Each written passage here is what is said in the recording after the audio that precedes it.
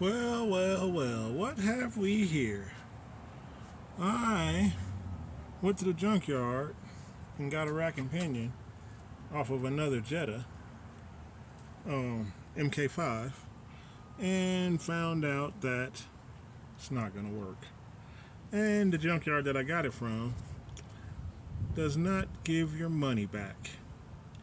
And so I started doing a little bit of research after the fact and found out this rack and pinion here in this 2009 TDI Jetta is $895 to replace this.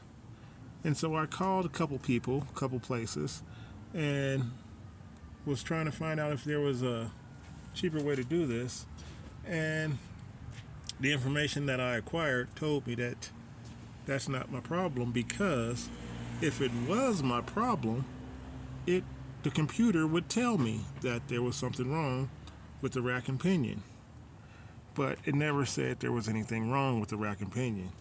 But I thought, because I just recently changed the inner and outer tie rod in, the stabilizer links, the wheel bearings, the ball joints, and after I did all this, I'd be driving down the street, and all of a sudden the car would just pull one way or the other.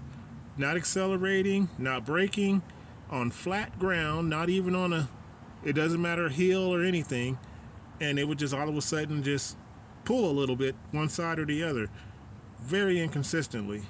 And so I thought, that's got to be the rack and pinion that's causing it to do that. But they told me if it was the rack and pinion that it would tell me in the computer. But the other issue that I had was when I changed that inner tie rod in with the tool, there's a video on it that I used, that I put up talking about it. I thought maybe when I beat that tool on there trying to get the inner tie rod off, I thought maybe that had damaged the rack and pinion, because it was so crazy when I was beating it on there.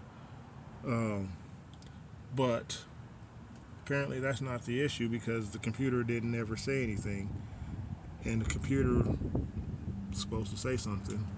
So I guess I'm going to put this all back together that I took apart here and try to figure out what the problem really is, since apparently it's not the rack and pinion. Well, that was a fun little disassembly practice. It's just that plate that I took off, and the skid plate. But still, if I'd have known before, I wouldn't have done that. So if your Jetta is pulling one way or the other randomly, apparently it's not the rack and pinion. It's something else. Hopefully something a lot smaller and less expensive and less serious. When I find out, I'll let you know. Thanks for watching.